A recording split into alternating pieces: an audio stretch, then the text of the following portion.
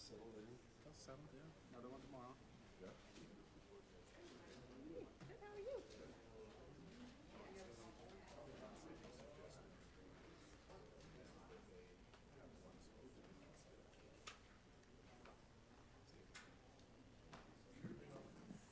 Should we do it?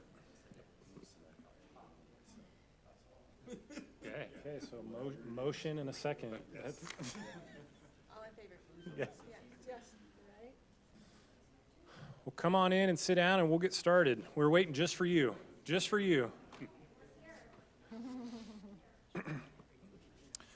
All right, well, welcome to 2022. Obviously, we're starting out this year with a bang, so we'll get this party underway. We're grateful to have you guys with us. We are, let's see, the time is 6:01, so we will go ahead and start.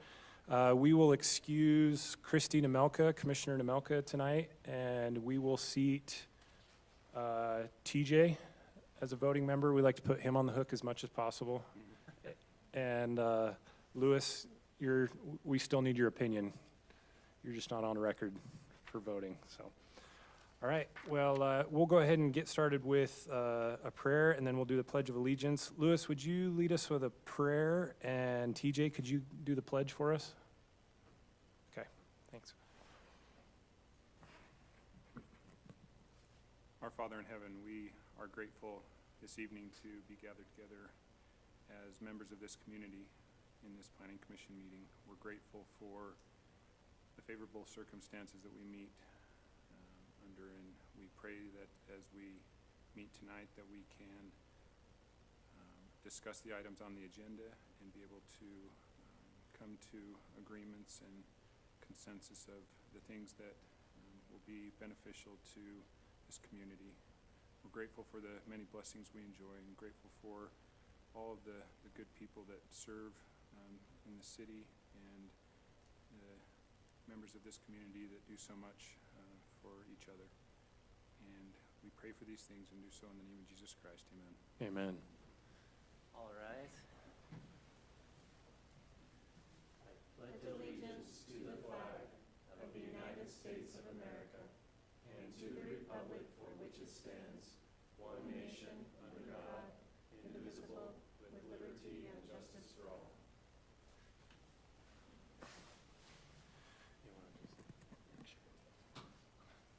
Oh, yeah. Thank you, Lewis. Thank you, TJ. We will go ahead and get started. First three items are consent items, and so we will go ahead and open that one up. Is there anything within these three items that you see on your screen that we want to pull out and chew on, or should we go ahead and make a motion and approve those and move on? I'll open that up to commissioners. I'll make a motion, we approve the consent items as listed. I'll second that. Okay, we got a motion from Jake and a second from TJ. All those in favor say aye. Aye. Aye. Okay, item passes. All right, item number 4 is an action item. It's appointment of Planning Commission Chairman and Vice Chairman for 2022. And do we give it to you or open that one up? Yeah, this you can make a recommendation for both, or you can make one and then make a recommendation for another. Either way is fine. Whatever the results would be, this would start at our next meeting. So Jesse will chair this meeting for tonight.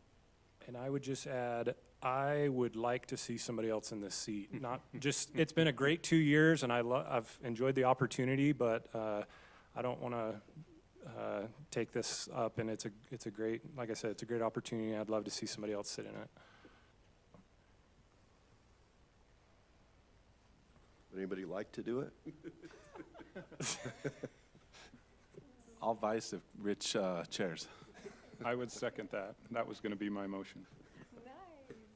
Okay, we got a motion. Do we have a second? Second.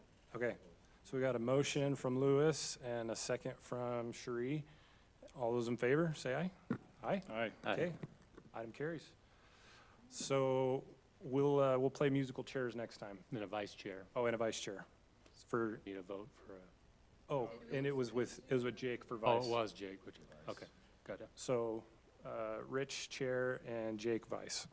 Okay. All right. We will move on to item number 5, which is consideration of a request to operate a horse lesson and training business as a home occupation in an outdoor arena at 466 West Birch Circle in the A2 TDR receiving zone. And we'll send this one over to Sean. Thank you, Mr. Chair, members of the commission. So the parcel is just under 1.4 acres in size. It's in the Monte Vista subdivision. The rear, just about 0.8 of an acre, is the outdoor riding area. The applicants are requesting a home occupation license to teach horse riding lessons. Lessons are typically an hour long and are taught in groups. There may be more than one group lesson per day is what they're requesting. And then some students do bring their own horses, although most use the horses that are on the property. This is the aerial of the home. You can see it's at the back of this cul-de-sac. The area behind the home is the area primarily used for the riding lessons. The property is zoned A2, TDR receiving site. The A2 zone indicates that commercial equestrian riding arenas are a conditional use in the zone and require a minimum of 2 acres. The A2 zone also does allow for home occupations. The term commercial equestrian riding arena isn't specifically defined, so the commission should first determine if the applicant's proposal qualifies as a commercial equestrian riding arena. If the answer is yes, then the application should be denied because it doesn't meet the standards or the minimum requirements. If the answer is no, that this is something less than a equestrian riding arena, then you would review the application based on the home occupation standards. The purpose of the home occupation ordinance is to allow for a modest level of business activity while not significantly impacting the character of the neighborhood.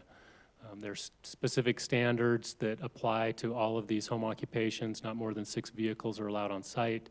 The home occupation should be clearly incidental to the primary use, and traffic and other impacts shall not depreciate the quality of the residential area. So those are some things to keep in mind as you're reviewing this.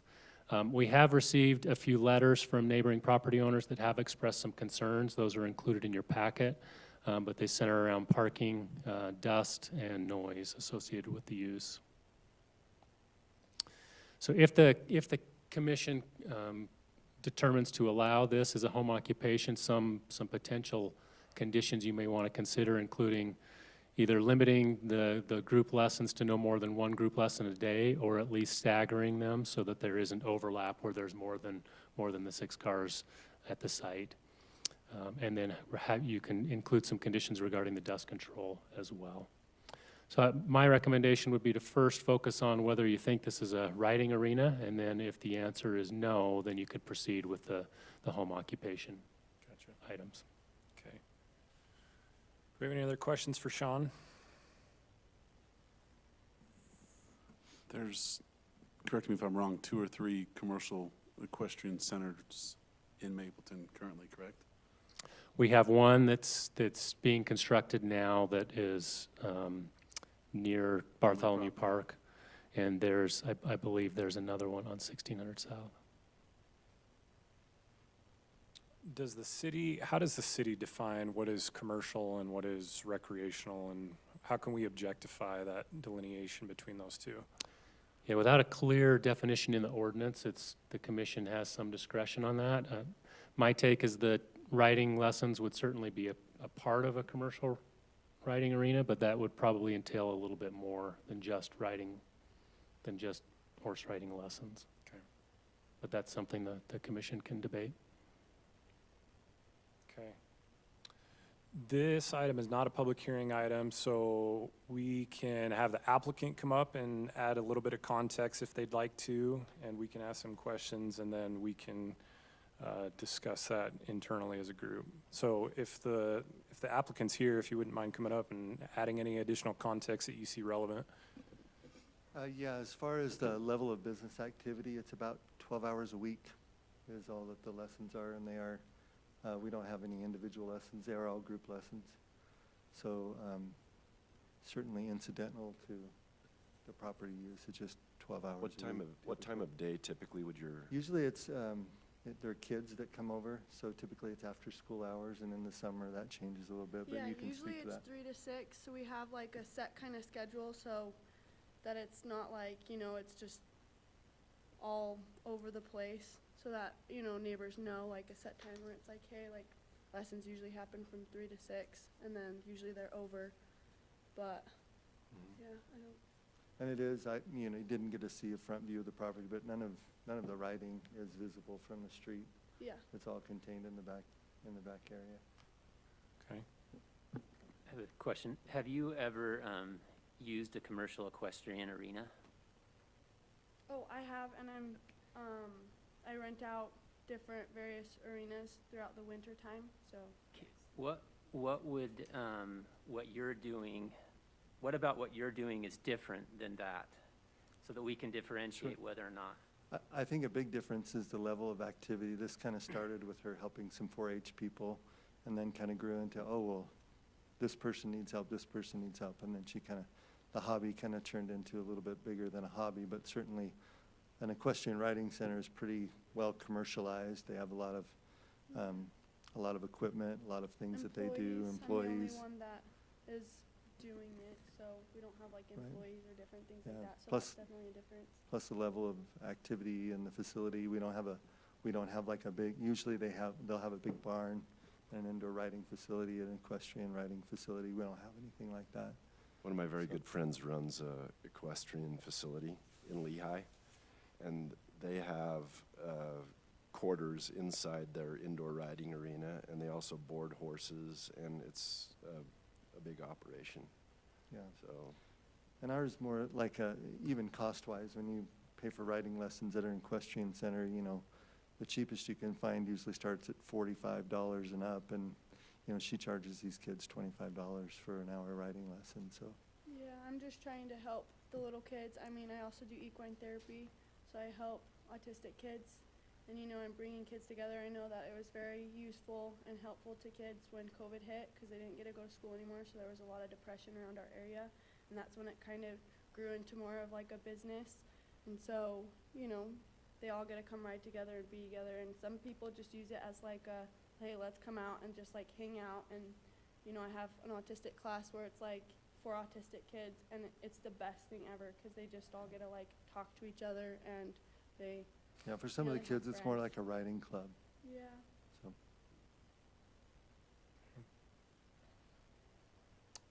All right, we have any other questions for the applicant? Some good context. Okay. You've clearly been riding horses out there in the past. Has dust been a problem? Have you had any complaints from the neighbors? yeah, it's been, especially when we first started, the biggest thing was when we started dragging the field because the clay soil out here gets really hard, and so we had to drag the field. That didn't go well at the very beginning when we started just learning about horses and doing stuff. But this last year, I think, was our most successful summer in our driest year of keeping the dust down. We learned how to spray it, and we're still learning. But it has been a problem. But even the Sand neighbor who helps. was the most vocal about it said it's been the best it's ever been. Yeah. So And we Sti- put a lot of money into getting sprinklers, figuring out a sprinkler system, getting hoses set up.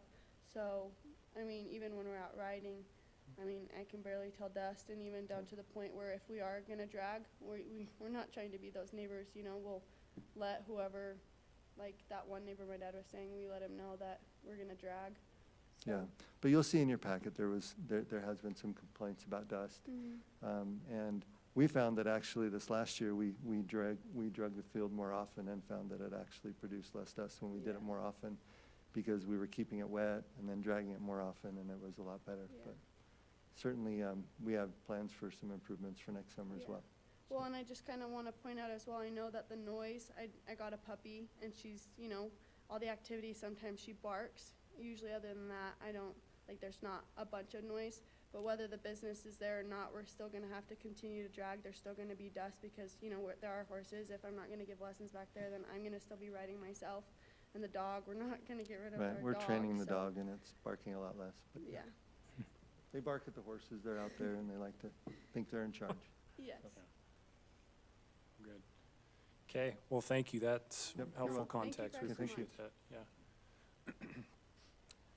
Okay, and within our packet, we had included any correspondence from neighbors, and so we've all had some time. This was an item that was on the agenda last month, and so we've all had some time to review that, and so we're aware of some of the counterpoints, and so we appreciate your perspective and your input as well. So with that being said, I'll go ahead and open it up to the commission, and we can debate on this one and hopefully come to a resolution.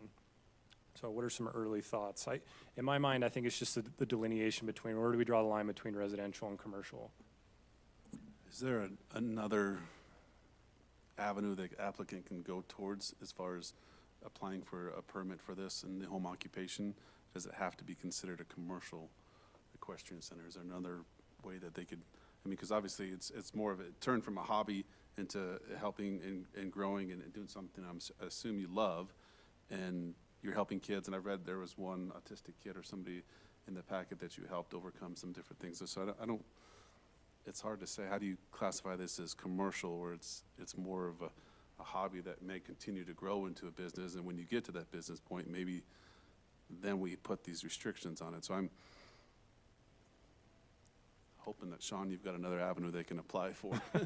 Yeah, I mean, the way it really would work is if what they're doing is consistent with this, it's a modest level of business, so if a lesson or two a day, those kind of things, you know, a few hours a week, that's something that's consistent with the home occupations. The home occupations is meant to allow for people to have some type of business activity at their home, but not to change the character of the neighborhood. So if this continued to grow, what you would anticipate seeing is that they couldn't meet our standards, and they would need to find another location that was more like Rich's friend's location, that's a true commercial location where you could operate, you know, normal business hours, as opposed to what I think you're tasked with is how do you make sure that what they're doing is consistent with the standards of the home occupations. It's modest. It's meant to be incidental. It's not the primary use on the site. It's supposed to be almost unnoticed is more of what you're thinking of. You have something else, Scott? Yeah, I was just going to say the reason we went this route is after talking to Brian about it. In the statutes, it said if there was a clearly a recreational, like somebody can, if they have a tennis court, they can teach tennis lessons. If they have a swimming pool, they can teach swimming lessons. Right. And he kind of felt like that was the avenue, and he encouraged us to go that way, saying, well, clearly you have a place that's meant to ride horses. How is that different from swimming lessons? How is that different than tennis lessons? So that's why he kind of pointed us in that direction. To me also, yeah. this feels like it fits in with the rural Mapleton atmosphere that we're going for, so. I think that, yeah, it definitely fits in the rural atmosphere. And I think, in my mind, it's not more any different than someone who does a preschool and they're having people come every day, or someone that does swimming lessons and they have a swimming pool and so they're using that resource, or tennis lessons. The part that concerns me, though, is it does start, in my mind, start to feel a little bit like a riding arena if people are able to bring their own horses to the facility, drop them off, and then pick them up and take them back. To me, that seems like more of a commercial venture, and that, especially given that you're in a cul-de-sac, that can be really disruptive. And that's happened 2 times in 2 years. I have, since all this has happened, I only allow people to ride my horses right now, so that there wasn't any, like, frustration with trailers coming in or anything like that. The only times that trailers do come in is sometimes, you know, in the past, my friend has come over once or twice, but we were just riding together, we were going on a trail ride, so she brought her trailer, I loaded my horses up. To me, if they're using their own horses, then it's just like swimming lessons, and I would be in favor of granting them the opportunity to do that. And if people bring horses, then they're not exchanging money because they're coming to ride with friends. That has nothing to do with this. So, but in terms of the business part, I don't see any problem with them running a horse business, like a lessons business. I actually live in the neighborhood, and I'm not in their cul-de-sac, but I've never heard any complaints. I don't have anyone talking about anything. I've never heard a thing, and I've never noticed anything. Granted, I'm not in their cul-de-sac, and I'm hardly ever home. But, I'm never there, but other than that. For what it's worth, it doesn't seem to be a problem, at least as far as I've heard. And yeah, I would compare it to a hairdresser, a preschool, a draftsman who draws. I mean, you're going to have a few cars here and there, but if they're only doing it for 3 hours in an afternoon, I just can't imagine that's going to do too much grief to anyone. So I think it's awesome. To TJ's point, I think that we can find a compromise that respects the integrity of the neighborhood and make sure that we're accommodating to them while still facilitating this to happen. And so we just need to be mindful of, and Sean put up, these are some potential conditions. If we're okay with these conditions, or if there's any additional conditions that we want to make sure that we kind of scratch the backs of both parties here. And so we got to think about light pollution as well. I don't know if you guys do any at night writing or. We did a little bit this winter time, but as it's been getting darker, usually I just go to a friend's house, but we don't have any like arena lights set up or anything like that. Okay. Okay. And if we ever did put anything up, we read the restrictions, we know what everything's supposed to have the guards and be pointed in the right. Okay. There's actually a property just south of these guys on the next street over that is a massive horse operation with massive lights. So there's already something like that in the neighborhood and nobody complains because we're in a neighborhood that allows horses. So it's fine. Yeah, there's quite a few tennis courts and yeah. Yeah, it couldn't be worse than that for sure. There's at least 4 between pickleball and tennis courts with lights. We have lights on our basketball court, so yeah, it's no different. There were a few other possible conditions listed in the packet. I think those that are listed there are good ones as well, and because I'm in agreement that this falls under the home occupation. But there was also no more than 6 horses allowed on site at a given time. I think that's important. I think that helps with keeping dust and noise down. Avoiding nuisance conditions, not allowing the manure to accumulate, and the dust being controlled by the sprinkling, which we talked about, and the outdoor lighting, which is on here as well. So I think it's important that we include those as well. And I would just maybe add one more, that you're supposed to use your horses that are on your property, and that your clients won't bring their own horses in and out all the time. So What about the occasions where her friends come over? it's not. Well, that's not It's not even the related. business. So It's not part of the business. yeah, I mean, the neighbors might not like it, but that's. Sometimes friends come to ride while lessons are going on, but they're not paying them to ride. Yeah. Okay. I'll make them. Yeah, is it fair to say just those conditions that are already in the packet in addition to TJ's? Are you guys okay with all those conditions that are in the packet? Well, the first one, I don't think they want, right? Only 1 lesson per day? Yeah, that condition would kill the business. Yeah, I don't know why we would have to delineate that. I think it's 3 hours a day. It's not. Yeah, I like staggering the staggering would be the because that's the the option. option. Because if you are ending and starting a lesson at the same time, I mean, they don't typically stay for the lesson, but they drop off their kid and they might be waiting for 5 minutes or so if they're their student. Yeah. And some of them do stay, but having it staggered by. Well, and I have had my students start to carpool, so I put people in the same class. So I have a class that comes from Springville, and they carpool, and then parents, like, I rarely have parents stay because they don't want to sit there for a whole hour.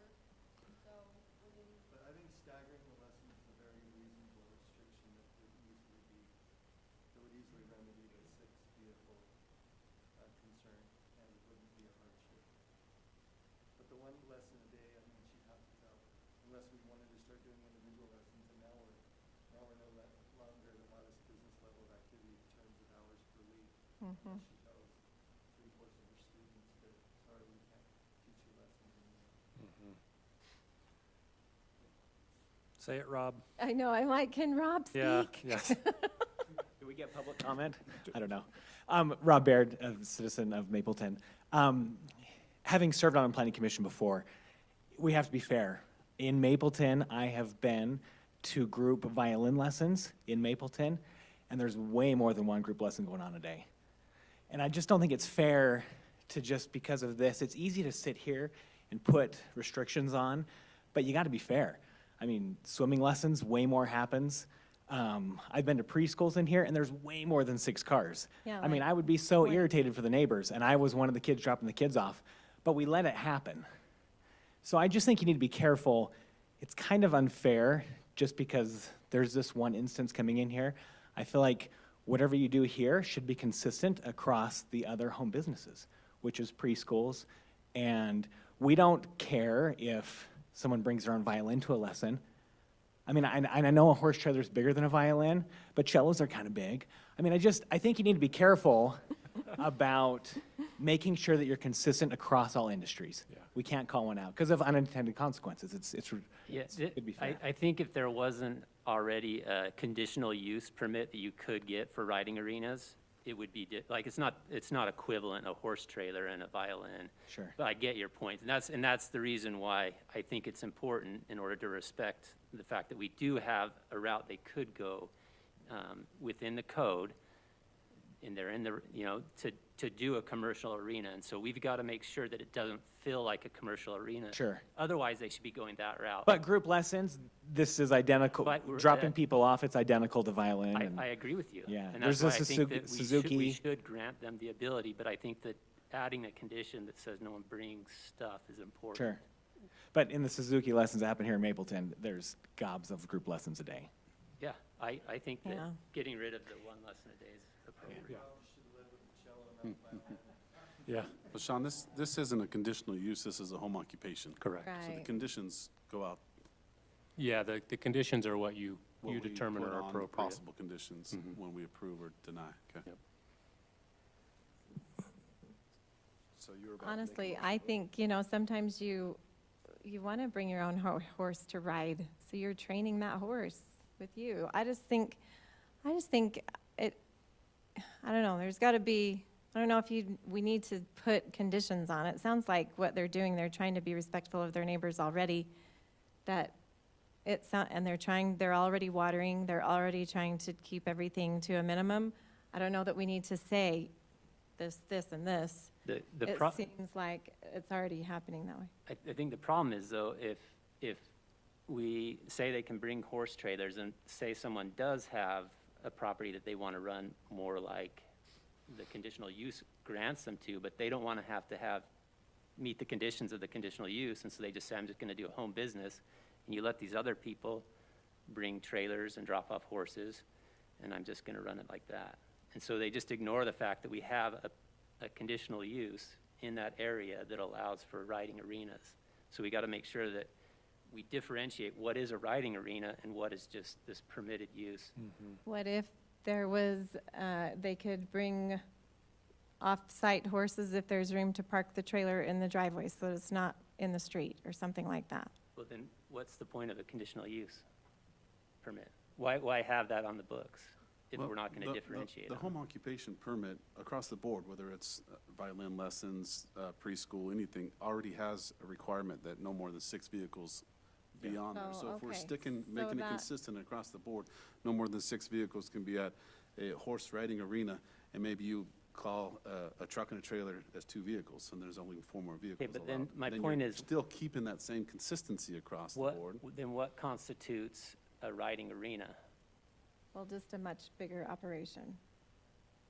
Primary use is home versus that. Right. But they're even not- the conditional use, it's not primary, it's still conditional. It's sa- the same. It says It's the secondary in same. the code. You can't, so how do we differentiate the two? Why have one if we're not gonna respect it? And that's what I'm saying, like, if we don't make some difference, then what's the point? You can't have more than one person bring their own horse per day? I don't know. It just seems like, Can't enforce that, though. If you allow them to bring horse trailers, how do you keep track of when it is a horse trailer for the class, when it's 1 or 2? I guess the thing too is, they could, how do you know it's not their horse trailer that's there, or? I don't know. think to me, it sounded like you weren't concerned about that issue at No, all. that's not a It's big really deal. it's, yeah.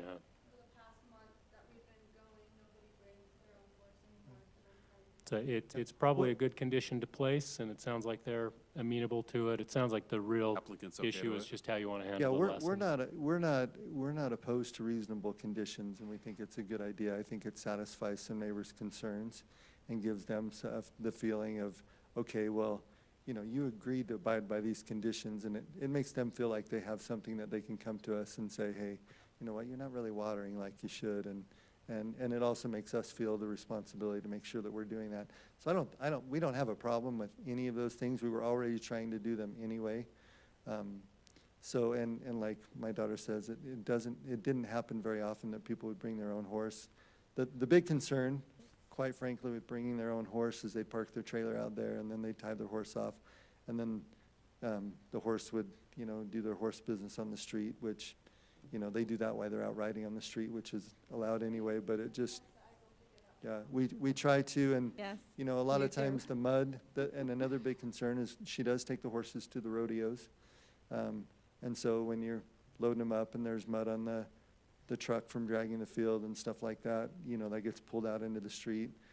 With the exception of last year, rain was a big help in keeping that kind of cleaned up, but we didn't do a good job of cleaning up the street and there, and it kind of got, you know, especially when they repaved it, it wasn't very long before it looked crappy in front of our house. But we bought a pressure washer last year, make sure we can wash off the trucks before we pull them out, things like that. So, I mean, we're not going to be perfect. I mean, it's never going to be pristine because there'll be conditions like, well, I was rushing here and then this broke or that broke. But we certainly have tried to be conscientious neighbors and will continue to do so.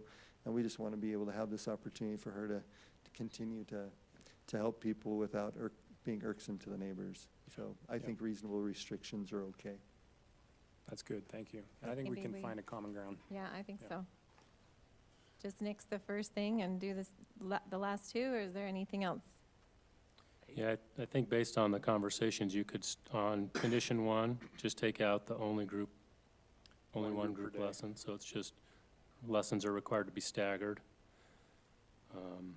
And then you could add the requirement that Outside that parking. clients do not bring horses to the lessons, and I think that probably addresses everything you've discussed. So Shri, is that your motion? Sure, let's Yeah. do that.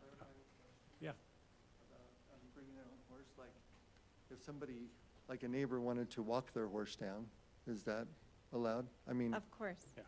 Of is course. it the trailer that's the issue about a client bringing their own Yeah, horse? yeah, I think the main sticking point is just having trailers parked out in the cul-de-sac. That's what I and- was gonna say, if we could make that the stipulation that The clients trailers. don't bring their own Horse trailered trailer. horse, Yeah, that would be great. A trailered Okay. horse, okay. it's good clarification, thank you.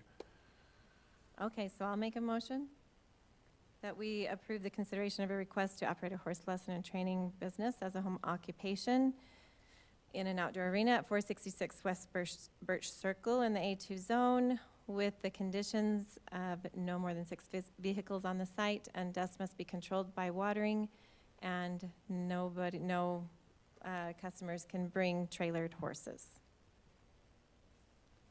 Do we have to There's more in say the packet. items 2, 3, 4, 5, and 6 is listed in the packet as well?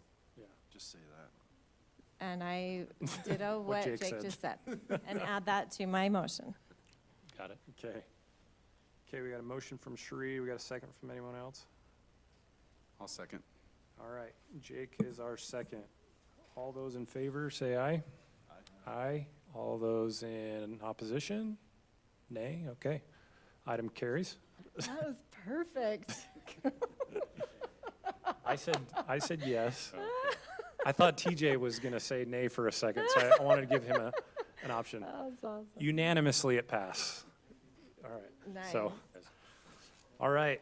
We will move on to item number 6, which is consideration of a request to amend Mapleton City Code Section 18.82D.110 to increase the density in the preserve project by 19 lots. And we will send this hot potato to Sean. Thank you, Mr. Chairman, members of the commission. I think you've all heard of the preserve, right? Just a little bit of background. So back in 2006, the city approved a PRC4 zone for the property and a concept plan for the preserve that was 92 lots proposed in 7 phases on about 223 acres when you subtract out the rights of way. It was about 240 acres plus or minus without that. Plats A, D, E, F, and G, consisting of about 65 lots, have been platted. Plats B and C, consisting of 27 lots on 121 acres, have not yet been platted, and it's currently vacant. The new owners recently purchased most of Plat A and then all of Plats B, C, D, and E. This is an aerial of the preserve area if you look back on the screen. So this is 1600 South. This is Perry Hollow Way. So this is the upper portion of the preserve the roads have been completed to this point. This is Plat A. So the area we're talking about primarily tonight is B and C. And then this is D off of Main Street. E is currently under construction that will connect those two roads. And then F and G is Perry Hollow. This was the original concept plan that had the 92 lots. You can see what they did is they just averaged the density, so they were allowed to do smaller lots on the western portion of the site with much larger lots on the east. Also on this concept plan, you'll see at the bottom, this is the stub road that was mentioned in the staff report. I'll talk about that more in just a moment.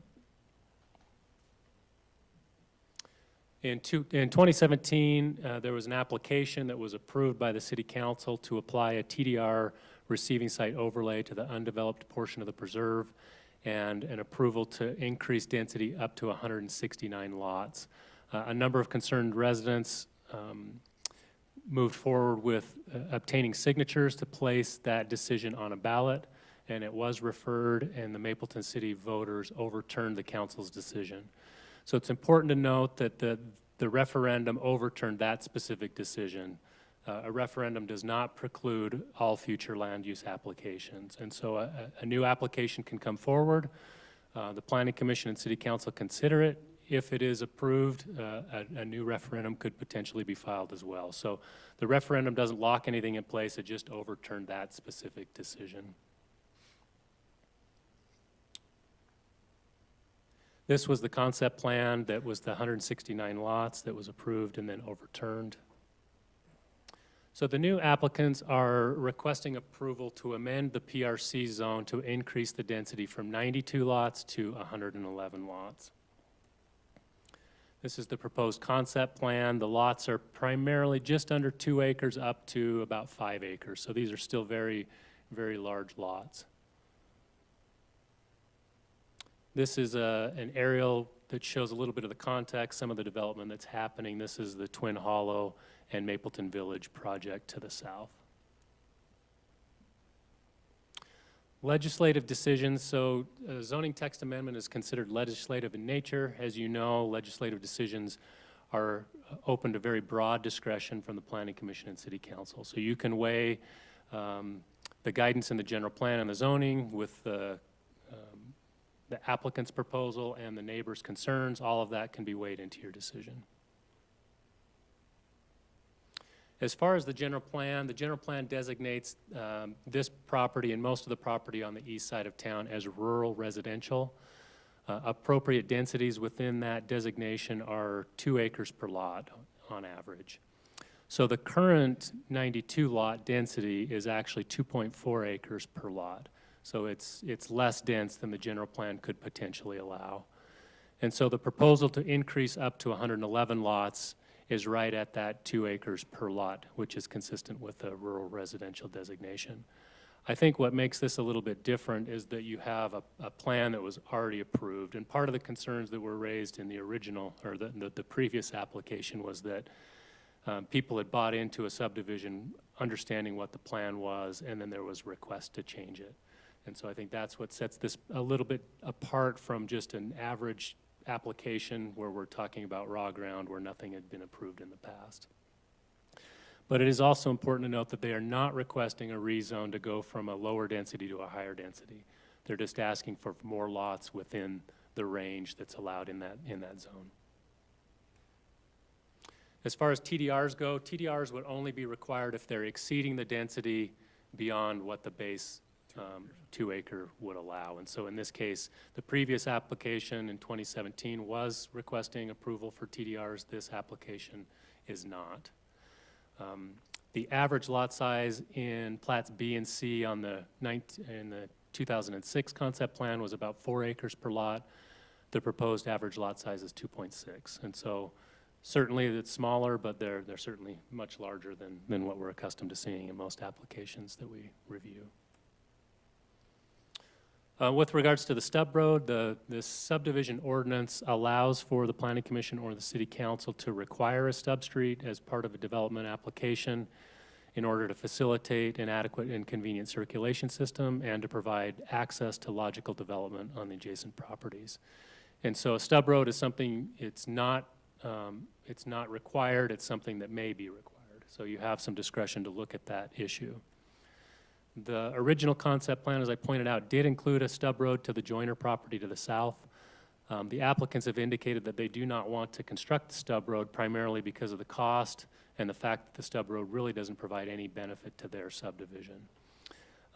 It's important to note that the Joyner's property does have access through the Twin Hollow subdivision, so it does have access. However, they would still like to keep the option open to have a secondary access, and there are benefits to having multiple accesses, not only for the development, but for circulation in general. So that's something important to consider. One of the options we've discussed with the applicant and with the Joyners is possibly having an easement where the road isn't constructed until such time as it's determined it's necessary. I think at this point the Joyners would prefer to just request the stub road, and I'll allow them to speak to that point during the public hearing. Okay. The final topic that you'll want to discuss is the original proposal did have a trail connection that extended up to the bench that was more central in the development. The applicants are requesting to move that to the city-owned property at the end of 1600 North, which is here. So if you go to the end of 1600 North, or 1600 South, thank you. The trail would begin there and then work its way up. This is the steepest portion of the bench, and then extend over to where there's an existing trail that would take you up to what will eventually be the Bonneville Shoreline Trail. Is that Omens? Omens is to the north, yeah. Yeah, okay. And so those are some of the main issues that were discussed in the staff report. Staff's recommendation was that you would first discuss the density topic. If the commission is not supportive of the density topic, there's probably not much need to discuss the other two items at this time. If you are supportive of the density, or at least to some degree, then you could then discuss the stub street topic and then ultimately the trail. Okay. But with that, I'd be happy to answer any questions if there's any for me. This one is a public hearing item. Correct. So should we pepper Sean first, or should we invite the applicant to come up and add any context that they have before we open it? Or what would you recommend, actually? Open it to public comment? I would have the applicant speak and then Okay. open it to public Okay. comment, and then we can Let's address do that. what comes up.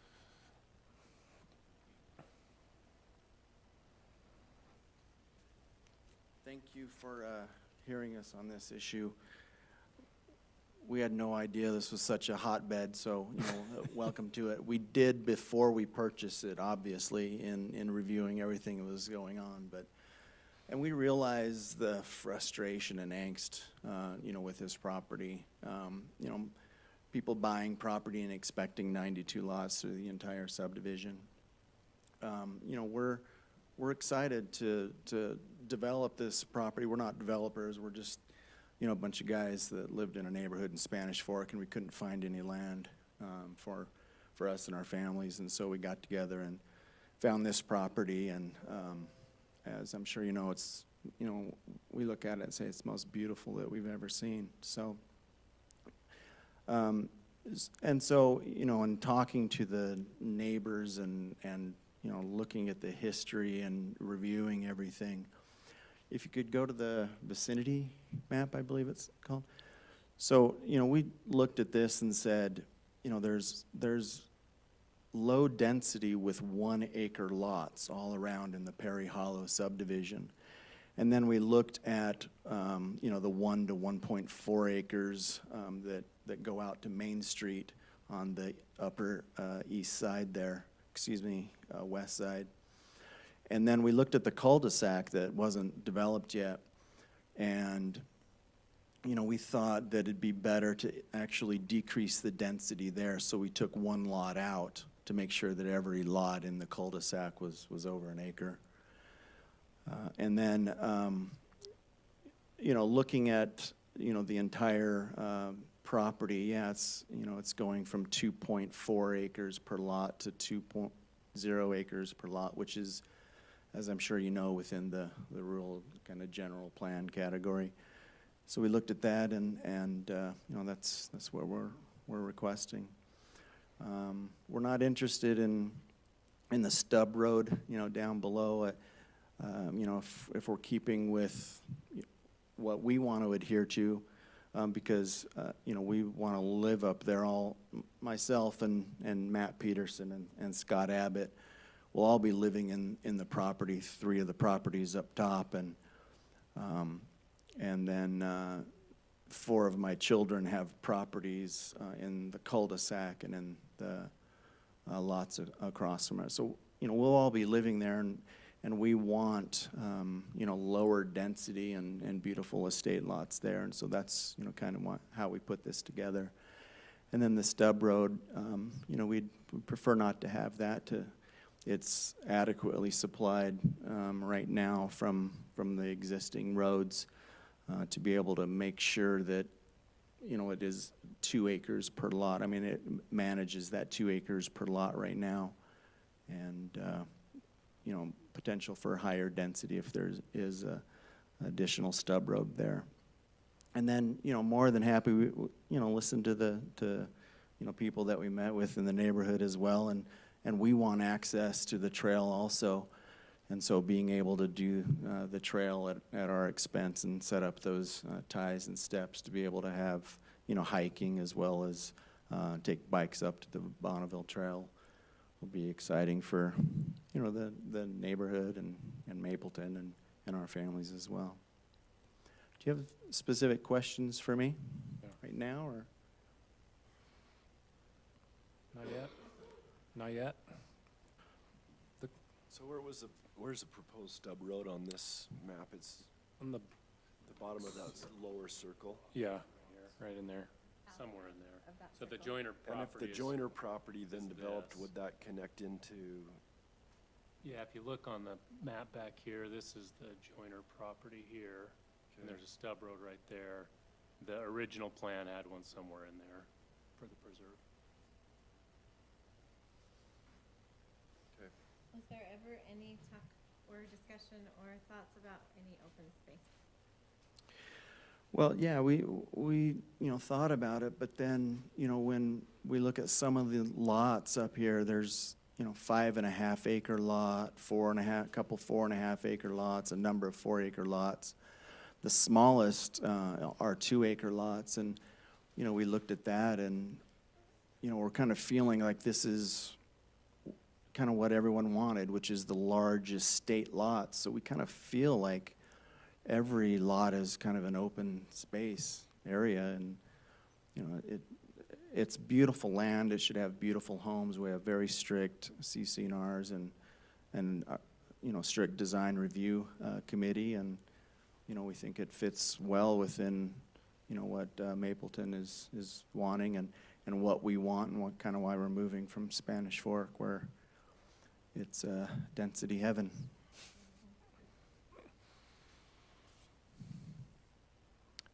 Okay, I'm sure something will pop up and we'll call on you. But in the meantime, thank you for the context. What was your name? I didn't catch your name at the very beginning. I apologize. Joe Shank.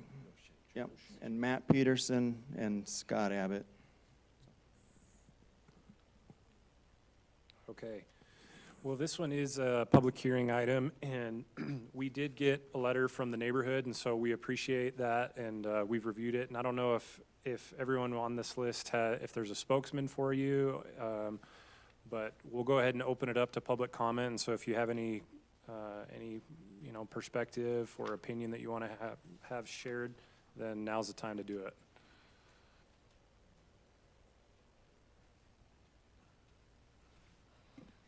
Feels like testimony meeting. I'll go first.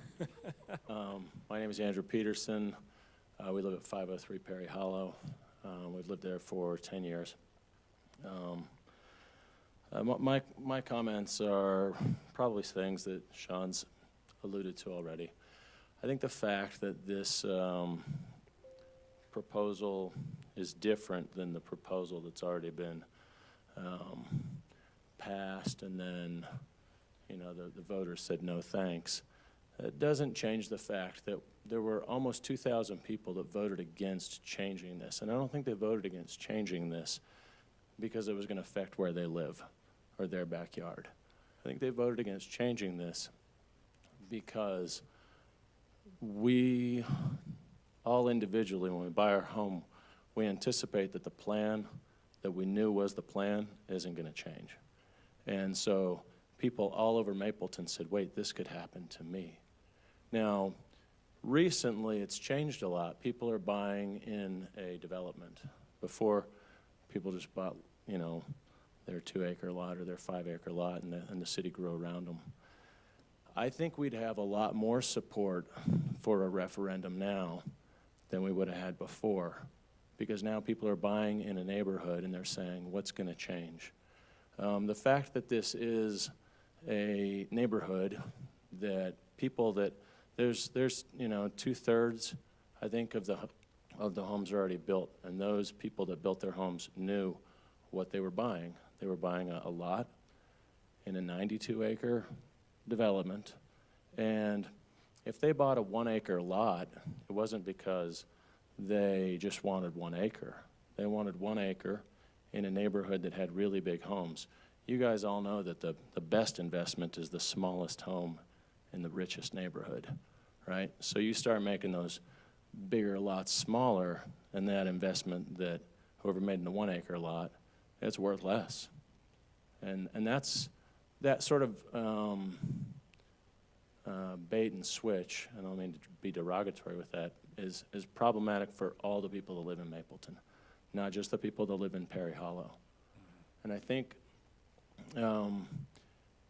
as the planning commission, you're supposed to make a plan, not constantly be, oh, how can we modify the plan for the next guy that thought he could do it a little differently and it's going to work nicely. The people that purchased this land, from what I understand, they were talked to about, hey, this has been a problem already. Know what you're buying, know the scenario, and if you really want to buy this, then just buy what you bought. Don't try to change it. And I think as the Planning Commission, it would go a long ways to reassure all the citizens of Mapleton that we can have certainty of what's going to happen if you guys said, no, we went through this once before, we're not going to do that again. And if you follow that path, I think everybody in this city is going to feel more secure.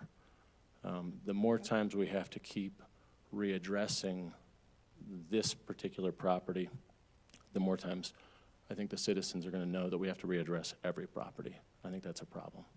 Yeah. Thank you. Thanks, Andrew. Appreciate that.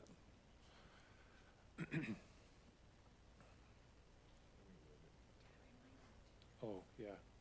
Well, sorry. Oh. We're going to put a shot clock on you. No, go ahead.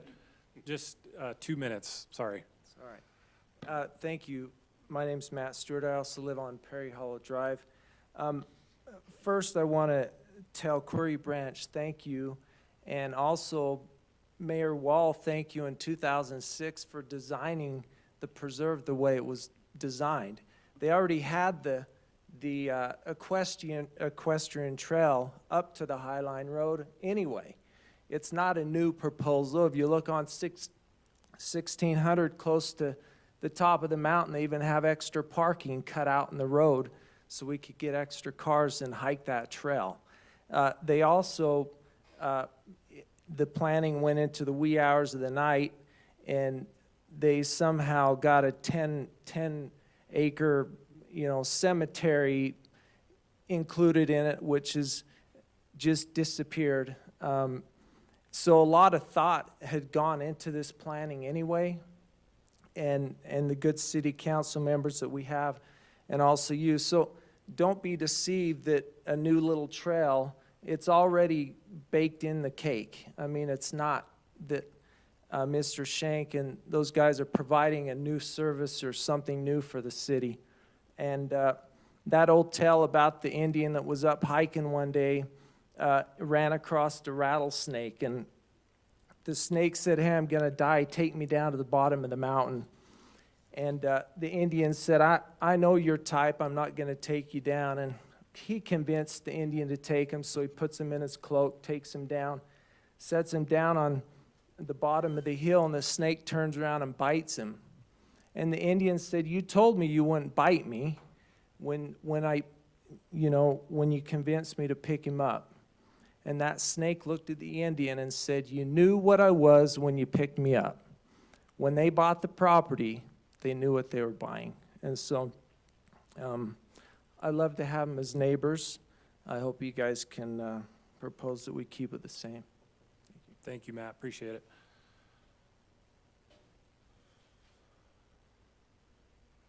Okay. Oh. Come on down. You're the next contestant. Grace Huffaker. I'm about as old as the dirt on Mapleton. A lot of you are young. I know plenty of you, but I was here in 2006 till midnight that night when this development was developed. And it went round and round and round, and I stayed till the end. And it wasn't until the end that the city finally said, and I don't remember it being Mayor Wall, but my memory's getting shot. But anyway, it was decided that the only way they were going to approve of the preserve was if they would give the city either 10 acres or the equivalent in value to 10 acres to do a cemetery or any other project that the city needed. We didn't even have a fire department for many, many years. And they agreed to it. Well, then the place was foreclosed on, and then Dee Maurer bought it for peanuts. And she should have disclosed to these fine men that this had already been down. It had been shot down. This will be the third time now that the city has not allowed them to downsize. I'd like to know quickly, I'll try to make it 2 minutes, but I'm a talker.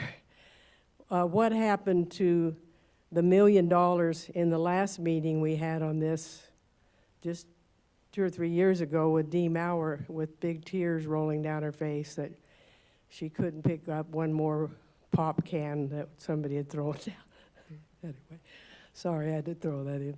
And anyway, I'd like to know, has the city, because when I got up here and said, Dee, you owe the city $1 million because vacant land, the last acre of vacant land that's sold in this area was 100,000, and now it's a lot more than that, right, Cherie, probably? So I said that was 10 acres the former owners agreed to give the city the equivalent. So Dee, you owe the city $1 million, and where is it? Our beloved Mayor Wall jumped up from the back there, came running up, sat down next to Dee Maurer, put his arm around her and said, "Don't worry, Dee, I'll mark it down to $450. We, the public, would like to know, did the city get $450 or $1 million or zero? We'll address all these once. Okay. The other thing was, I'd like to know from the new owners, I know you said an average of the lots is this. What is the smallest lots? On this, it's just under 2 acres, like 1.9. Okay. The biggest problem I see, and I don't live in the area, but my son lives on just off 1600 South. The biggest problem is traffic. 1600 South is getting dangerous. There's a lot of areas, and we own property right on 1600 South. It's a narrow little road, and they're shooting off that hill coming down from the preserve, doing 60 miles an hour, you know, Jesse. And so the biggest problem is the danger and the traffic, and creating a problem for Perry Hollow, for the people that bought in what they thought was a quiet, nice subdivision. Could we not have another access out of there that's not coming down all at one time in one place? Could that not be thought about? And I'll close. Thank you. Thanks, Grace. Appreciate it. She's not that old.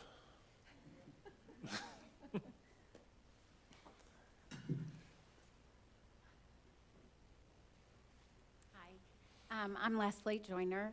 I would like to read a letter I wrote to Sean and to the City Council, and this was after the Zoom meeting about the property and the prospective buyers. So I was just writing in response to the Zoom meeting last week. It seemed in the meeting that it was stated that we would like the stub road, but it wasn't necessary because we could develop up to 30 homes without it. The potential buyers responded that these will be million-dollar lots and that they were not interested in a road there. Yikes. I also have a valuable property, but more importantly, as a city, I think it's your responsibility to value and protect every Mapleton citizen's property, no matter what the monetary value. I'm asking the city to please keep the stub road, which was already approved with the previous plan, as I think it will create better connectivity through the subdivision. But most importantly, the homes and people within the community. The second access would decrease the burden of delivery services. Firefighters, police, and ambulances could save precious moments reaching the scene of an emergency. I hope you will consider these issues and help us keep the secondary access to our property. Thank you. Thank you, Ms. Joyner.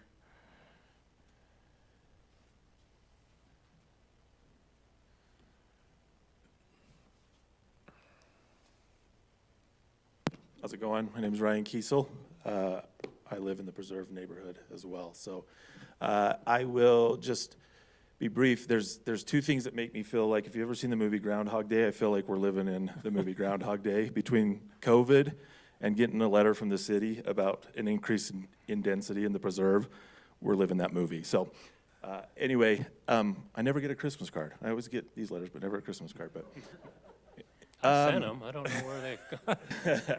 No, I won't spend time re-echoing some of the things that were said, but in that letter, I think the one thing, at least for me, and I don't want to necessarily speak for the rest of the group that signed that letter besides what's on there, is what do we do to ensure moving forward that this just doesn't continually happen? In the 5 years that I've been here, this is the second time we've been in here to address this. And I get you can only control so much of that. And so I think my questions are, I think one of them was answered. 2-acre average, when you average everything that's already there, they're at a 2-acre with this new proposal. Okay, so that clarifies something for me. And then I think my next question is what prevents, for example, I think these are sharp guys, they're good guys. I know Joe from, we were neighbors in Spanish Fork, you know, so, but say they get this approval and then sell the property to somebody else. I know that's not the intention right now, but I guarantee you whoever developed this one didn't intend to sell it either, and it didn't intend to get sold. And so what prevents this from continuing to happen? If they get the density, are we setting a precedence then for another developer if they end up deciding not to finish the project? If they sell it to somebody else, is now there a precedence that they can come back in and we're here all over again? So I think my request would be, let's get done with Groundhog Day. Thanks, Ryan.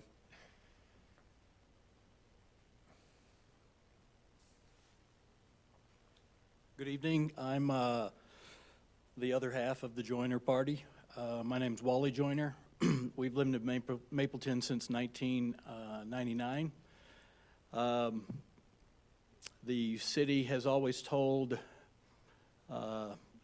myself that in order to develop, you have to provide access to the adjacent properties. I agree with the last gentleman. If we set a precedent now, how come that, is that precedent going to continue and continue? What has been expressed to me in negotiating or in talking to these gentlemen, number one, they don't want the stub road for their beauty and their homes. Number two, they don't want to pay for it. I find that to be very short-sighted, and I just, is the precedent going to be set that if somebody wants to have some property, they don't want to have a stub road because they don't want to pay for it, and that they don't want to ruin their beauty of their property, that's going to be a precedent. So I just want to give you those regards. Thanks. Thanks, Wally.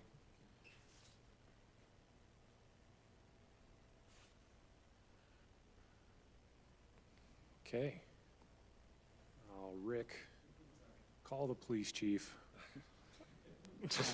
Sorry, Rick Mango, by the way. I apologize. I got here late. I didn't mean to. So whatever I missed is my fault, and you don't have to bring me up to speed. And so if I say something that's repeated, I'm sorry about that. Anyways, I was just blown away to see this come back up again. My wife and I were pretty surprised, and I live pretty close to there. I've watched this 2006 when it, or 7 or whatever it was when it came up. Saw it, thought it was cemented. It was, we all came to a conclusion that's what it was. I was surprised when it came back last time trying to change it and go higher density, but obviously the citizens spoke to that and said what they wanted, and they did not want that. Now, you could say, well, this is a lighter version of that, and it is, but that doesn't mean it's okay. Part of the problem before was that something was developed or was designed, it should stay that way. We don't want to set that precedent for the city that we can just come back and keep changing. I didn't hear what their reasons were for the higher density for the additional lots. I can't think of one that would make sense personally. Sorry? But as far as the big lots, before it was contested that the big lots they're too difficult to sell. That's not true. The people don't want them. That's not true. I know that right now those lots, all of them, there's no problem with selling them, but that's not the city's burden anyway. I think those are going to be awesome lots. It's an awesome layout that I would, be interested in as well as anybody else. I don't know if I would actually buy something there because I'm great where I'm at, but that's an awesome place that I would love to see stay. There's no reason to change it. And I think that if we do give them what they want, we're just going to, it's just the same thing as usual where the citizens speak and the city says, yeah, we heard you, but this is what we think because of whatever reason that developers constantly come back to. So not saying that, they're not legitimate people that would want to do something like this. I just think this is not what the city wants. As far as the stub road goes, I'm not privy to that, but as far as the joiners go, they've been there forever. They were there before everything else. I think we always need to give them validation in their concerns where they've kind of founded that area before something like this comes in, and we should look at that seriously. But anyways, appreciate you letting me throw my opinion in the ring. Thanks, Rick. Appreciate it.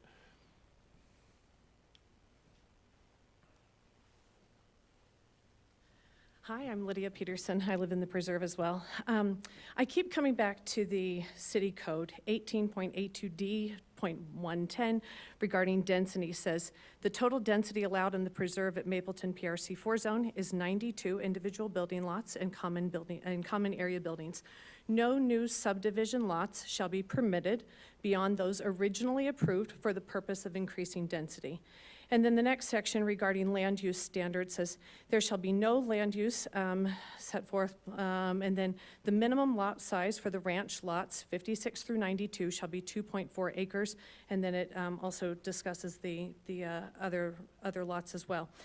18.8240 talks about exceptions to that development, and it says no variation shall be made from the developmental plan and standards adopted in the zones unless approved by the city for the purpose of achieving a better design. I'm not sure how, whether it was 1 extra lot or 90 extra lots that I don't see an improvement in a design for the city. And so then I come back to the city code of no extra lots, nothing over 92 for the intent of increasing density. Unless there's some city benefit to this, I'm I think we follow the city code. Thanks. Thanks, Lydia.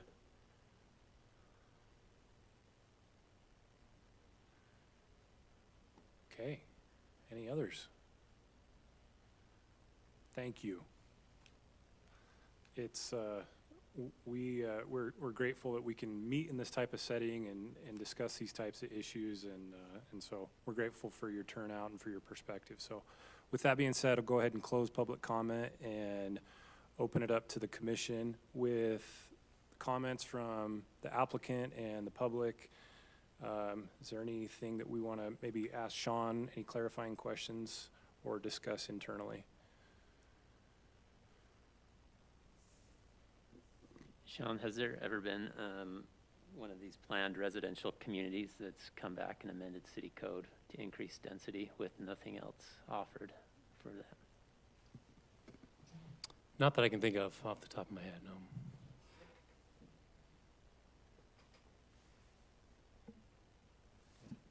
Do you want to talk about Grace's concern? Is that even applicable Regarding anymore? the MOU? Yeah. Yeah, it's a complicated topic. We really should have the city attorney here to give you a legal opinion on it. But basically what happened was, prior to 2006, the property actually was owned by the Suburban Land Reserve, and they had a development agreement with the city for well over the 169. I think it was 240 lots or something. It was a lot. It was much more dense. And there was a development agreement that stipulated that. So in 2006, it was actually an amendment to that development agreement. And it's true, that agreement included a requirement for a 10-acre parcel or comparable, compensation. Comparable compensation. After the 2017 referendum, the property owner sued Mapleton City, and they were claiming rights under those development agreements. So they were claiming that they did not only should they have the 169, but they should have the 240 that was approved in the original agreement. And so part of our legal defense to that was, no, those agreements are no longer binding. And so by us taking that position, which won the lawsuit, it also indicated that we were no longer privy to the things that were required in that MOU. And so what was left was the PRC zone, which is what we have now. So that's kind of the summary of the MOU and how that came to conclusion. I don't see a picture of the old plat in here. Did I miss it? There you go. That's the new one. That's the 92 lots, so that was the... That's the original? That's the approved as of 2007. Oh, okay, okay. You're looking for the 242? Yes. Do you have the bigger one, the 242? Of the No, Suburban Land Reserve, no, I didn't include that. Yeah, that's irrelevant. Okay, so can I wish we could see the new one and that one side by side, but I'll look on my. The lot difference is just, what, 19? 19, yep. Okay. 19, and the removal of the stub road. And the removal of the stub road and the not districting, the reassignment of the trail. Where was the trail on the original? Was that itemized on there? It's a little easier to see where it was on this plan. It was in this, the access was at this cul-de-sac, so it was somewhere in here. Oh, okay. Yeah, I personally think there's got to be a stub road, first and foremost, for connectivity and to give the joiners access to their property. One thing I would maybe recommend at this point, maybe allow the applicant to respond. Yeah. And then if you've got questions, and then we can get into the commission's views and go through those questions that I've got. So, yeah, maybe Joe or If Matt. if they want to respond. Yeah. Oh, boy, Plan B. Bench player. We're pulling him in out of the Nice. bullpen. Yeah, well, first of all, we appreciate the opportunity to meet a bunch of neighbors. Like I said, we're all moving into this area, so, we were a little surprised, a little bit of stress with, the letter coming late. We, been trying to be proactive in our communication and, had received a lot of support. And I feel for everyone here, like, it's a sensitive issue, and the problem is these arguments aren't incorrect, right? Like, there was a bunch of people that bought into a 92 acre or 92 lot subdivision. You know, you guys have a tough job, need to balance, you know, property rights with, you know, what's best, you know, for the community. And, you know, things do change, and we are acknowledging that. Like, we didn't know quite the extent of the turmoil, you know, that was surrounding this property when we bought it. How could we? We weren't here, we weren't living it. But I also, you know, have, you know, all three of us, as Joe mentioned, we're not developers, but we're all business people. And, you know, the one sort of surefire plan to kind of run your business into the ground is be, you know, completely resistant to change, right? Like, we feel like we've got a better plan, and, you know, but again, we also believe we're not going to convince, you know, people that, you know, our idea is absolutely correct. You know, what we've tried to do is get, you know, feedback from all the correct sources and tried to play within the rules, right? Like, we're not proposing a zone change. We are, you know, trying to read the, you know, general plan and, you know, make an application, you know, to change the original plan to, you know, something that's within the guidelines. And, you know, also stay friends, right? Like, we're literally going to be neighbors with all of these people. You know, we were hoping to, you know, preempt some of the discussion, and you know, we had a meeting, you know, a month and a half ago to try and, you know, at least ferret some of the, you know, concerns out. I think what we've proposed is reasonable. It's almost, you know, I think, you know, Sherry, you kind of mentioned it was hard to tell the difference between the plan that you're seeing there and the plan that we proposed, and it's because they're relatively similar, right? Like, they look very much the same, just with a few more lots. And again, like, if you look at the surrounding, you know, subdivisions, you know, we see a lot more density, you know, around. Like, our whole goal here is to, you know, preserve the estate type feel. We've, you know, spent, you know, a considerable amount of time and effort and money, you know, preserving the view corridors. You know, we paid for the power lines to come, power poles to come down, you know, taking loads of refuse out of this place to try and, you know, increase the value and the views. And again, totally respect the point of view, you know, that it's been expressed in that letter. And again, we've done an outreach, you know, and we'll continue to do so, and believe that we, you know, have a good plan for a community where we want to live. And again, like, you know, we're open. I think if you look at our plan, I think it's reasonable. I think one of the issues last time around with the last developer is that, you know, I don't think the process was quite as reasonable. I don't think the plan was quite as reasonable.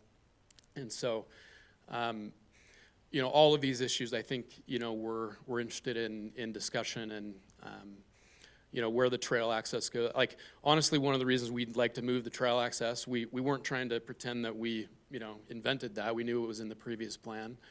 But we'd like to move it out of the middle of the development for multiple reasons. One of the main reasons being views. We'd rather not have a trail marring the, you know, the view corridor right up the middle of the canyon, right? Like, we already have the road going up 16th. So anyway, I don't think anything we're proposing is, you know, outside of the bounds of reason. And, you know, we're, you know, also business people, you know, and, you know, the economic, you know, factors here are playing as well. You know, we won't try to deny that either. Just like we're not going to deny that, you know, we knew about the 92, you know, lot limit on the existing subdivision. There's also a process for changing that. There's also a process for improving the plan, you know, and making it more feasible, making it more economical for the owners that are, you know, fronting capital. So anyway, I don't know if you have any specific questions for me, but we're happy to, you know, tackle anything specifically, and love additional feedback as we try and work through this. Okay. Oh. Mike, you did a good job. Yeah. Better than Joe. I'm getting benched. You're getting benched. Just two thoughts real quick. One is, my name's Scott Abbott. One is on the sub road, and by the way, we've spoken with the joiners many times, and I have a lot of respect for who they are and what they've done, and I think they're wonderful people. And we had a call with Leslie just before this meeting, and she expressed all these things with me, and I just expressed my thoughts back, and so I'm very respectful. They do currently have a stub road into their development, right? So by not giving a stub road to their property, I'm not denying them access to their property, because they have a stub road right now. They could develop their land and have 2-acre lots, 20 of them in there, and we within the laws and the rules of staying below a certain threshold, so that they have what they have for they need for access. And if you look at, can we go to the plan that we provided? Because you can kind of get a sense of, you know, we met with a few of the counselors. Go back to the one that's kind of zoomed out, Sean. That one? Yeah, thank you. We met with a few of the people, you know, on the fire side and safety side of things. You'll note that just if there's a fire in their neighborhood, people are going to come down Main Street. Like, they're not going to go to the end of the road and then go kind of through our development to get to that area. So that there is a very natural path to that area without a stub road through our neighborhood. So that's one point. And I think just to address one other thing that was brought up, the question was like, you know, why are you asking for more lots and going to an average of 2.4 acres? Most of those lots in there are 2 acres or above, some as big as 4 or 5 acres. And the simple answer is, when we began the process last year, we've invited a lot of people to take a look at the land with us, thousands of people who are interested in moving into this area. And we asked all of them the question, like, what size lot are you interested in? 1 acre, 2 acre, 3 acre, 4 acre, 5 acres. And the 5 acre plus lots are like almost no interest. There is almost no interest for those lot sizes. They're very big, they're very expensive. It's a lot of land to care for. So like, really, our approach to this has been, the people who are buying in the development are telling us what they are looking for. And so we've got a mix of 1 acre lots, which you've seen that we're selling, 2 acre lots to 4 acre lots are in the development. And that's the range that people are interested in. And because I'm moving in there, what I don't want, I've built before, and I've in a new development where I've got empty lots beside me and there's weeds growing everywhere and it's just a dust bowl, and 10 years later it's all done. I don't want a development personally that's going to have, you know, a handful of lots sold and then a whole bunch of empty lots as we wait for that to be absorbed by the few people who want the 5 acre lots. And that's to answer the question that came up. Yeah. Thank you. I had a quick question for you real fast. On the previous phases, what's the level of commitment or reservations or people who have expressed interest in the previous phases beyond what we're talking about tonight? Sorry, so you're talking about what is already paved and developed? Yeah. So we still have 2 lots left in the cul-de-sac that's on Perry Hall Lane. Okay. Lot 50 and 51 are still for sale. Okay. And there is interest, but, you know, it's expensive to build in the area, for sure. And then the upper canyon, what are they? Those were the first things that went up for sale, and they are sold out. They're all sold out. Okay. And what's the fact, average lot size up on those ones that are already? There are some lots at 2.5, some lots are 4. Joe, you are like way better at this than I am. What's the average of those lots up there? Do you know? 3. They're 3 to 4. 3 to 4.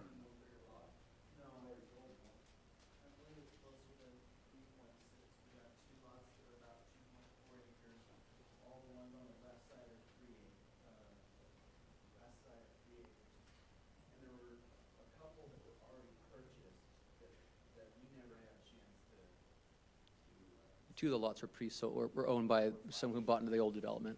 Okay. Those were 5 acres, I think, right, Joe? Yeah. Okay. Yeah. That's helpful. Thank you. Just Yeah. some good context. Wally. May I respond to some comments that were made about my comment? Sure, if you make it quick. I can do it very quickly. I agree with Scott. We've had some nice discussions. I also disagree with Scott because we achieved an access road from Mike Clout's property because it was required. And like I said again, the requirement, and also I appreciate Scott developing my property at this time, but it's not for sale, and it's not, and at this time, these might be the rules. But if we make a decision about not putting a stub road, it goes away. And my options are gone. So I just want you to think about that. Okay, thank you. All right. We will turn the time back to the council and chew on this one internally. Yeah, again, I think, obviously, any questions you got for me, happy to go over those, but I think this probably the way to go is to start with that density question, and then you may not get to the other two, or if you do, you can move through those. Yeah. So I guess the main question, Sean, is the density, does it meet the standard? does it meet the standard of the A2 zone with the PRCs that are already in place? Does it meet what the cities have put on the books for that property? Yeah, again, the general plan would suggest that the rural residential is the 2 acre, now that's the minimum, right? That's as low as you could go, and that's what they're proposing. So as a planning commission, we're charged to, number one, ask, does it meet the standard? It does. And so then we then go to the next questions or concerns that go through the public comment and some of the other things. Supportive of the stub road, I think you brought it up, Sean, in any development, any future development, the developer is charged with providing access to future development. In this case, if the joiners do decide to develop 10 years down the road or their kids decide to develop, I think for safety purposes, a stub road is needed and required. And so I would be supportive of a stub road and almost make it a condition that it would be required as part of any approval of density. And the trail's already, I think the trail's a moot point, right? It's already on the plan, it's already required. It's part of the requirement for the PRC to move forward.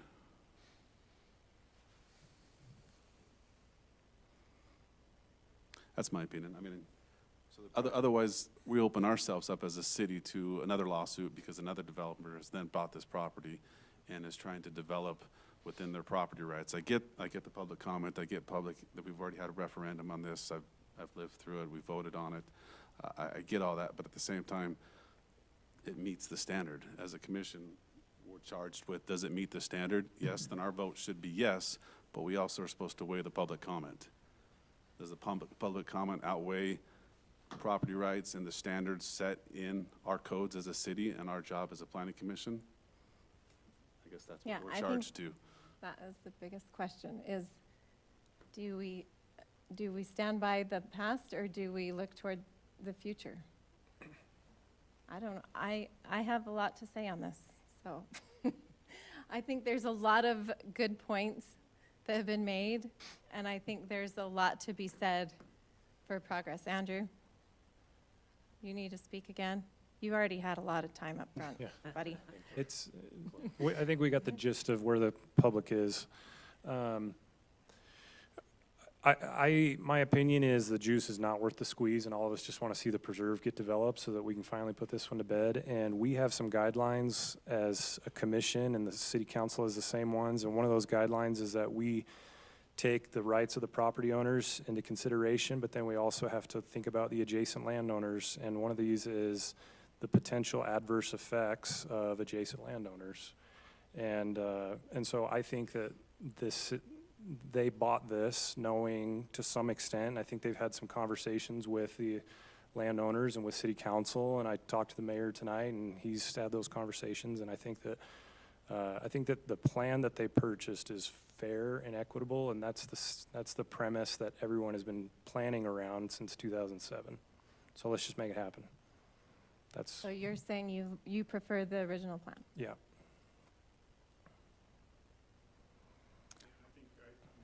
find myself in that same boat. Is your mic on? Just speak. There we go. There you go. It wasn't Thanks, on, sorry.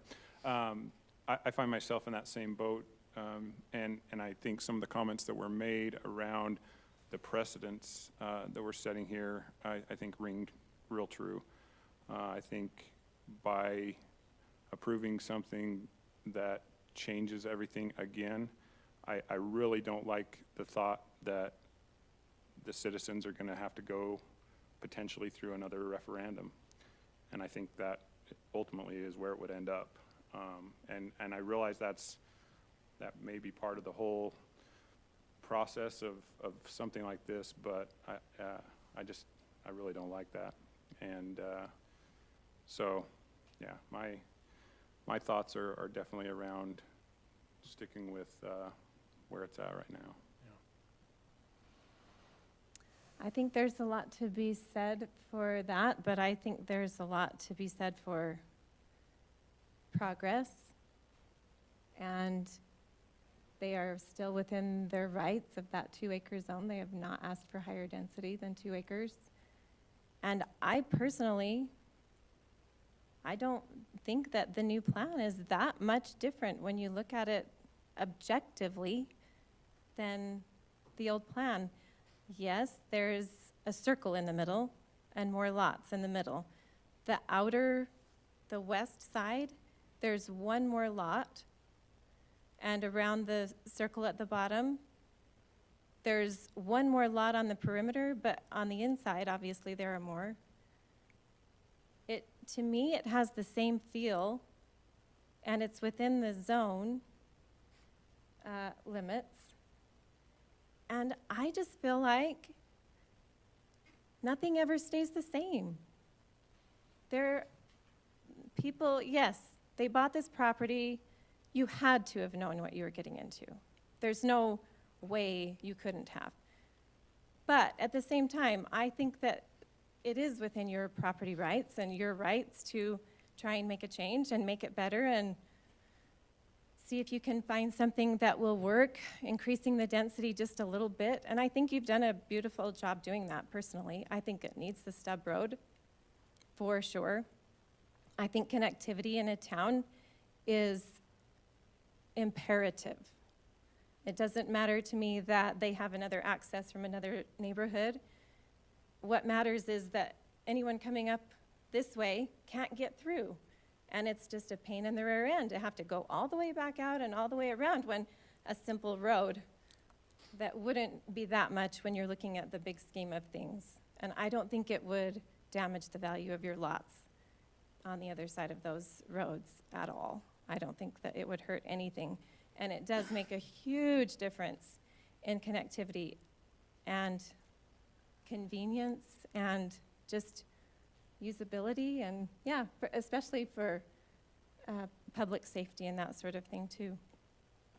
One of the biggest things that I've listened to is I've listened to a lot of forums and planning meetings and projections for cities as I've gone to trainings and stuff is connectivity and walkability and access. These are what make a town good.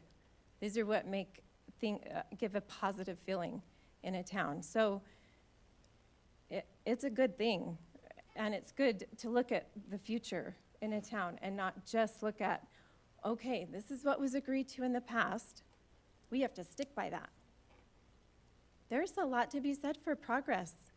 And, you know, it doesn't, I agree that we need to listen to the people, but I think leadership is not about popularity. It's about courage and the right change and making good decisions for the city. And I think that there's a lot of good with this new plan. I don't know. I feel like there's a lot of good. So I don't think that we need to focus so much on this is what it was. This is what it has to stay. Yeah. If it's overall has the same feel and it's not going to, I don't think it's going to make one bit of difference other than you're going to have a lot more friends up there with a few more lots. And I know, all I know too is I bought a 1 acre lot in an area that was, before we moved there, it was wetlands. My husband duck hunted there. So I know it was all 2 acres on this whole end of town.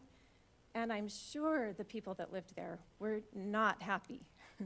I'm sure they were furious that they were putting 1 acre lots right there. And I'm sure everyone was furious with Jack when he put in 1 acre lots in Perry Hollow, because that was all 2 acres and up. But look how beautiful it is, and look how wonderful it is, and look at all your neighbors that you love so much. And I just think there's a lot to be said for, you know, just progress. No. Jack, you're here, so I saw your face. TJ, what were you going to say?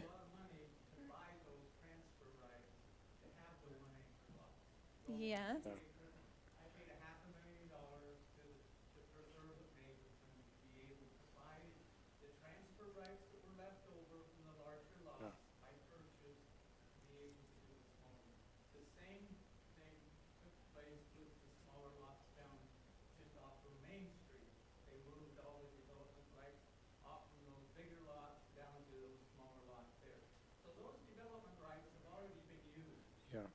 Well, Thank you. we don't closed have to. public comment, so we're gonna. Yeah, we don't have to worry about that. All I'm saying is they don't need TDRs. They're within the zone. No, they don't.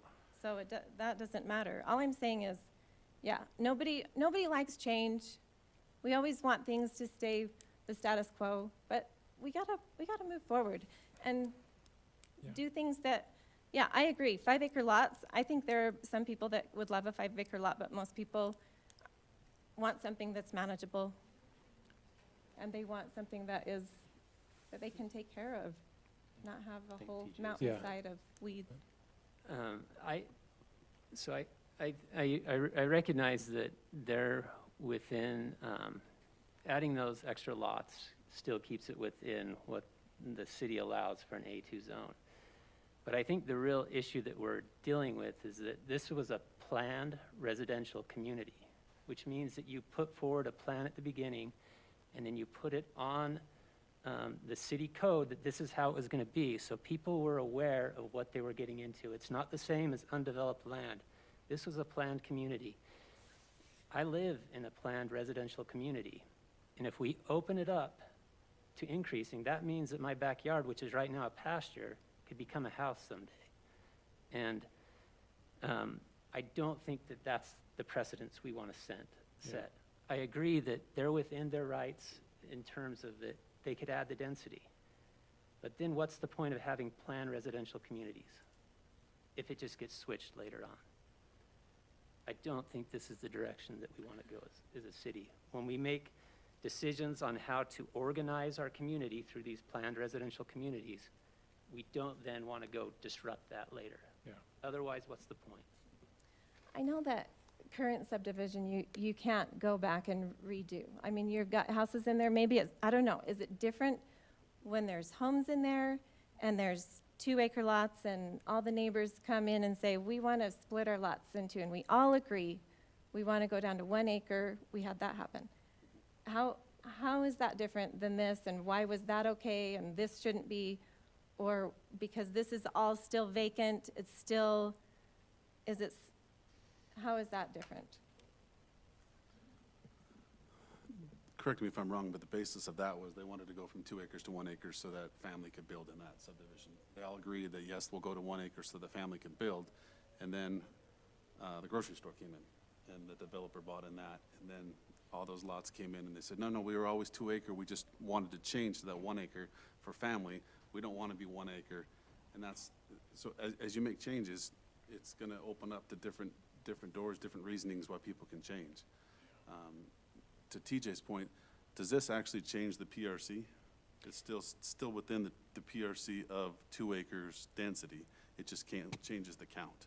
Does that change the actual PRC guidelines or just the count? Yeah, so each PRC is adopted specifically for a development. And so this development, as was pointed out, is 92 lots, and there was a basis for what would be reasoning to increase that. And so that's what you're reviewing. This is a very different scenario than just an empty vacant parcel that hasn't been developed, because in that you would really look at the general plan and say, okay, this is our guide. In this case, you've got the general plan, and you've also got a planned development plan that's been reviewed and approved in the past. So it is different than most of the ones that we review. When we adopted the new general plan last year, the year before that, it highlighted certain areas that the city wanted or needed certain parks. Mm-hmm. This area does not have a park, correct? Yeah, because this had already been planned out and approved, it was not included as a conservation. Not even a conservation, but designated for a city park to give the certain acres per city for parks that the cities are looking for to reach. No, there wasn't one in this. Did the city talk about that, wanting that? Yeah, the trail or the parks plan has proposed general locations for future parks. Is there one here on that plan? Not on this part. But that's the point, because it was planned out previous. Right, and right, so right. it was already understood that this is how it would be. If and this was we're raw saying land when we we're were gonna change it evaluating now. the general plan, then we would have said, oh, well, we should probably put a park in that area. But because this was a PRC, we said, oh, that's already slated. planned. Those are going to be large estate lots. We shouldn't put a park there. I guess that's the only hiccup that I would see, is that it it's an established PRC zone. And so I personally like the idea of a little smaller lots. I like the connectivity. I like a lot of what they've proposed. Connectivity is still there. Yeah, That I doesn't agree. go away. I agree.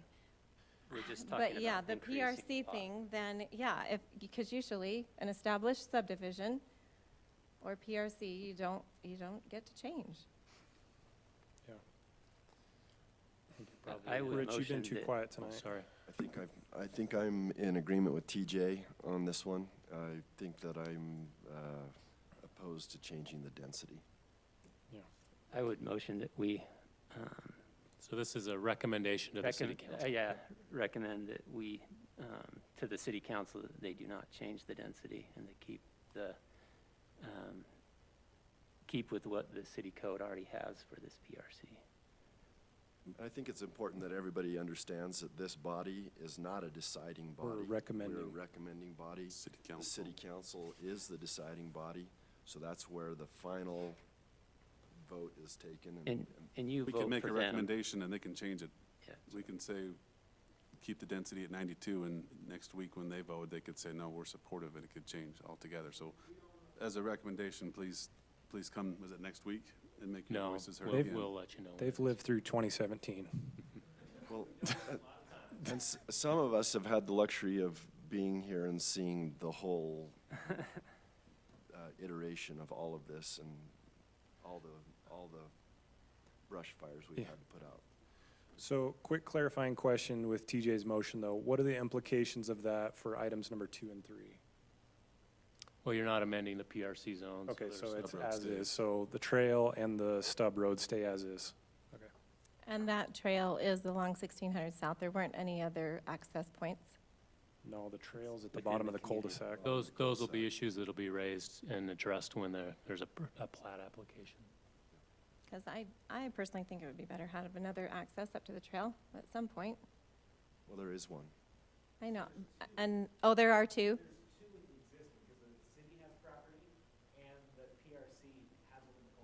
Okay. So the proposed change actually gets rid of connectivity on that corner. Oh, okay. Okay, so we got a motion. I would second that motion. Okay, so we got a motion from TJ, a second from Rich. All those in favor say aye. Aye. All those in opposition say nay. Nay. Nay. Okay. All right, so this will go to city council. When's We'll it? send out a notice on it. So, sorry, Andrew, or whoever, sorry, you get a Groundhog Day again. You get another public notice that this is going to city council. I'll include an early Christmas card. for you. Ah. And Yep. So we'll find out who's really diehard and sticks around for the next item, which is consideration of an ordinance amending Mapleton City Code, section 18.84.160 regarding residential lighting standards. this could apply to This all of you. This is exciting. It affects all of you in this town. Why are you leaving? Sports courts. Okay, thank you, Andrew. You're welcome to go.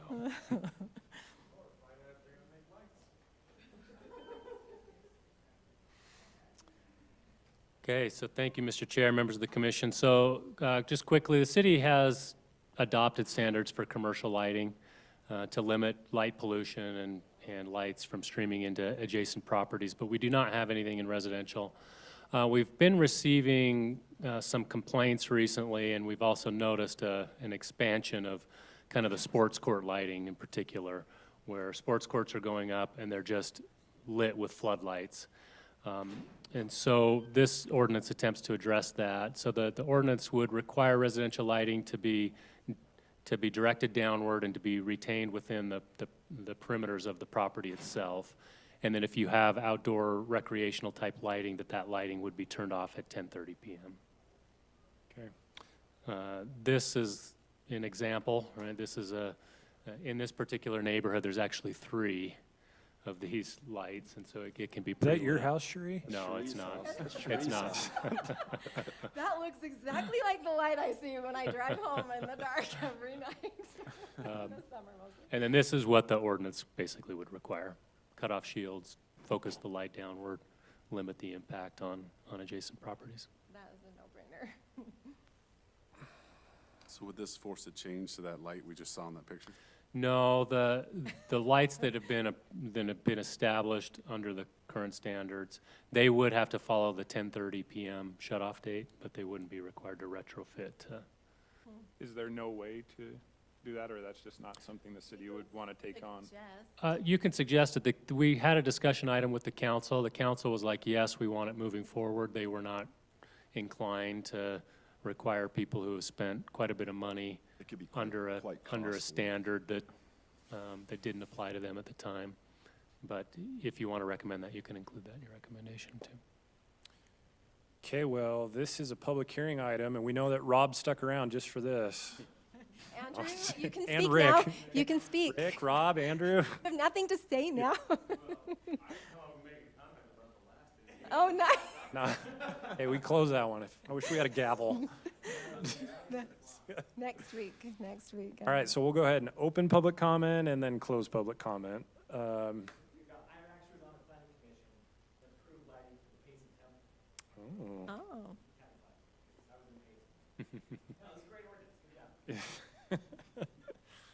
Okay, who's going to motion this one? Someone else want to turn? Let's see the verbiage. Go back to the verbiage, Sean. Yeah. I'll make the motion that we approve the amendments to the Mapleton City Code, section 18.84.455 regarding residential lighting standards. Okay, you got a second? Second? Cherie, so Rich is our motion, Cherie is our second. All those in favor, say aye. Aye. Aye. Item carries. And with that, we will close the meeting. Lovely. It's a good way to start the new year, and Right? A little Rich and Lewis missed their 7 o'clock meeting. Attention. I'm gonna run. Did you get out of your cell? Apologize to the state president. Oh, my gosh. Just gets you released. Nice. Right. He'll forgive you, I'm sure.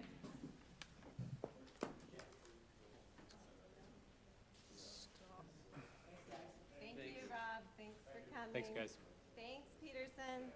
Mapleton Planning Commission. That we, the preserve owner